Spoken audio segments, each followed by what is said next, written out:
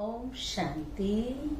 Good morning. आज बाबा की 7/6/2022 की वाणी है।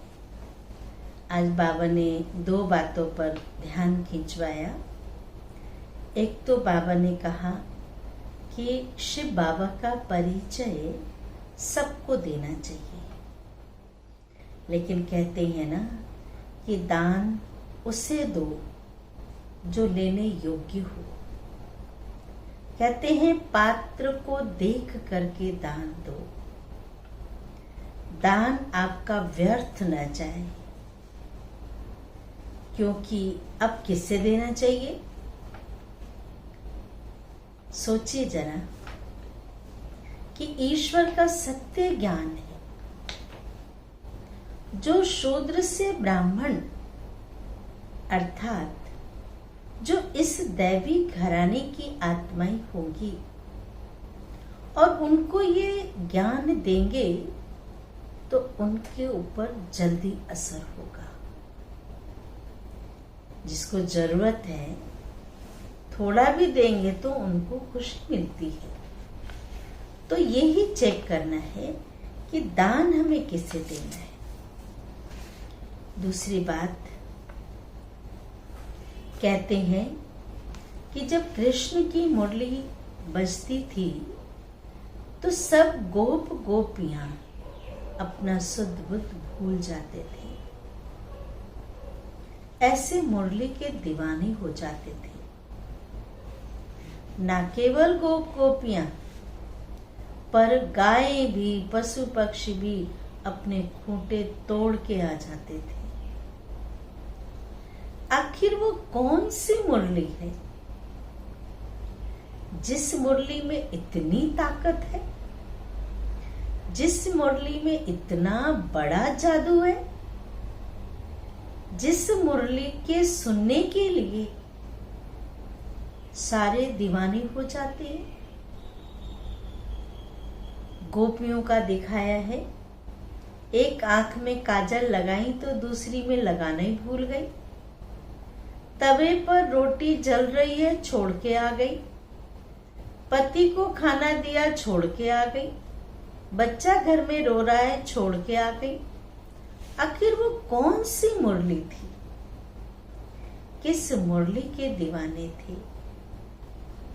और कृष्ण ने कौन सी मुरली बजाई? क्या काठ की मुरली बजाई? उस मुरली में भी 7 छेद होते हैं, अलग अलग धुन निकलते हैं। तो वास्तव में मुरली अर्थात भगवान के महावाक्य, जिस महावाक्य सुनने के लिए हम सब आत्माएं गोप गोपियां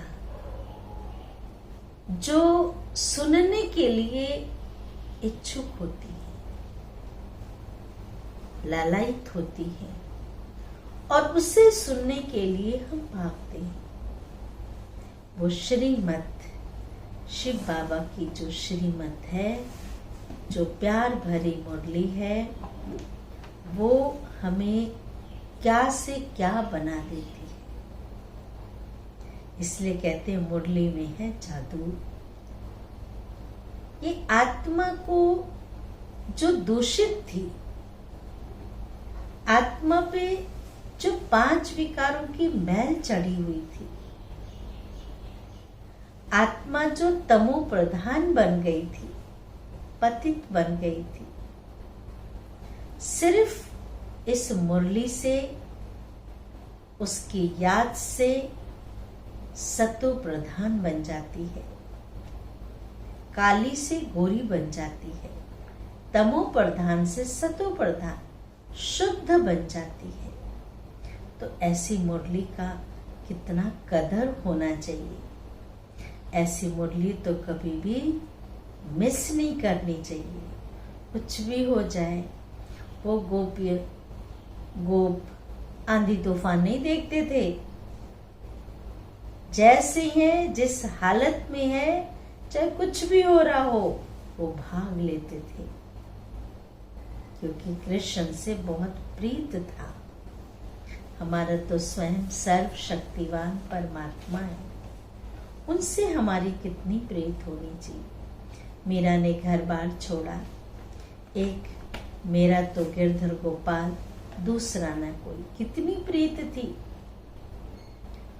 ध्रुव भगत ने घर बार छोड़ दिया, कितनी प्रीत थी ईश्वर के लिए।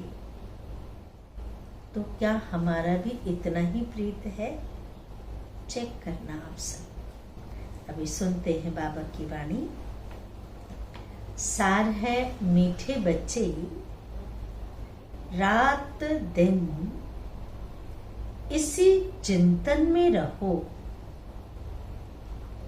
कि सबको बाप का परिचय कैसे दे। इसी चिंतन में रहो कि सबको बाप का परिचय कैसे दे। फादर सोज सन, सन सोज फादर। इसी बुद्धि सोच, बाबा ने कहा फादर सोच सन और सन सोच फादर, इसी में बुद्धि लगानी है। प्रश्न है, ज्ञान जरा भी व्यर्थ ना जाए, उसके लिए किस बात का ध्यान रखना है? ज्ञान जरा भी व्यर्थ ना जाए, उसके लिए किस बात का ध्यान रखना है? उत्तर है, ज्ञान देने के लिए पहले देखो। कहते ना, पात्र को देख करके दान किया जाता है। तो दान देने से पहले देखो कि यह हमारे ब्राह्मण कुल का है, जो शिव बाबा के व देवताओं के भक्त हैं। कोशिश कर उनको ज्ञान दो। जो जिस चीज का भूखा हो, प्यासा हो और वो उसे दिया जाए तो वो उससे संतुष्ट होगा। किसी को भूख लगी है या किसी को बहुत प्यास लगी, आप खाना दे दो, लेगा? नहीं लेगा। पानी दे दो, थोड़ा सा दे दो। तो अगर देवताओं के पुजारी हैं, शिव के पुजारी हैं, ऐसे भगत को आप देंगे क्योंकि उनकी इच्छा है कि ऐसा सत्य ज्ञान मिले, वही तो स्वीकार करेगा ना। कोशिश कर उनको ज्ञान दो। यह ज्ञान सब नहीं समझेंगे, समझ में उन्हें ही आएगा। ये ज्ञान समझ में उन्हें ही आएगा जो शूद्र से ब्राह्मण बनने वाले होंगे। तुम कोशिश कर एक बात सबको समझाओ, सबको सुनाओ कि सर्व का सद्गति दाता एक बाप है।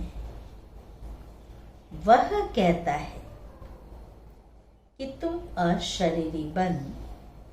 जो सबका सद्गति दाता है, वह कहते हैं कि तुम अशरीरी बन, मुझे याद करो तो बेड़ा पार हो जाएगा।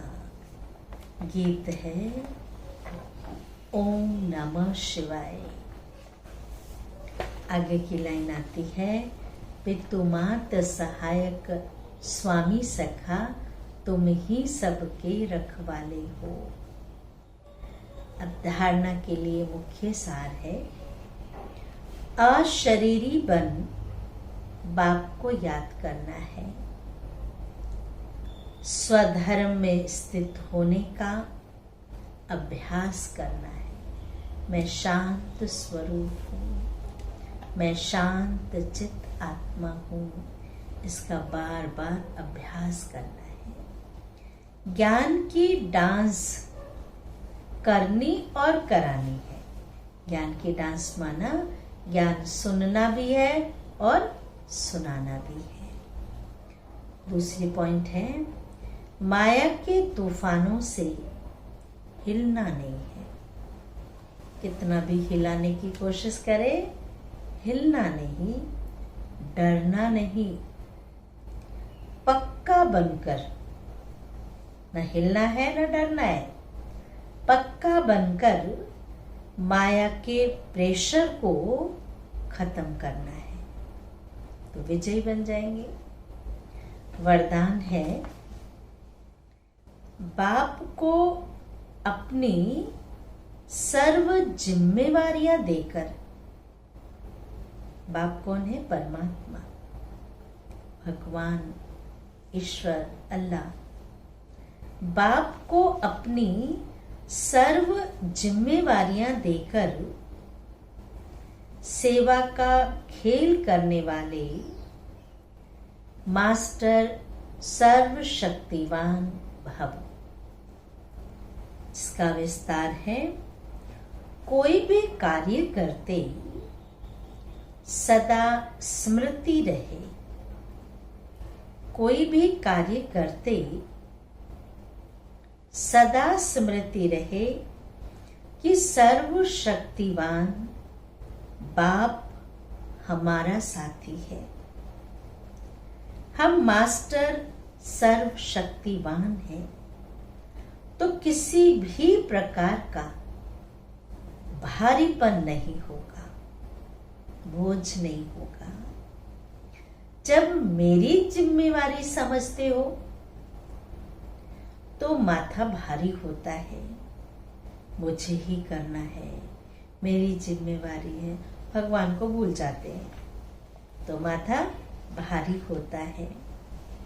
इसलिए ब्राह्मण जीवन में अपनी सर्व जिम्मेवारियां बाप को दे दो। अपनी जिम्मेवारी हम कह तो देते हैं, भगवान ये सारी जिम्मेवारी आपकी है, बच्चे आपके, काम आपका, बिजनेस आपका, फिर भी हम चिंता करते हैं। तो भगवान ने कहा, अपनी सर्व जिम्मेवारियां बाप को दे दो, तो सेवा भी एक खेल अनुभव होगा। कोई भी सेवा करेंगे बोझ नहीं होगा।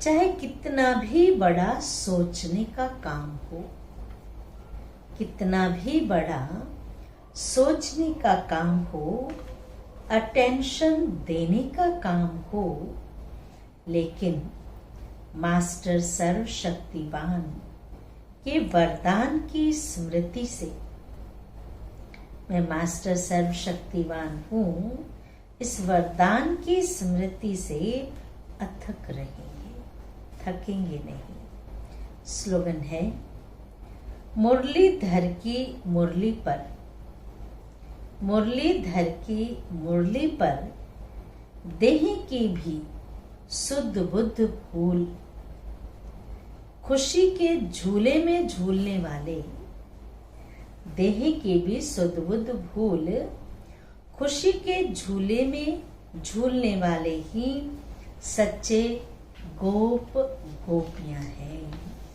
अच्छा, ओम शांति, ओम शांति, ओम शांति।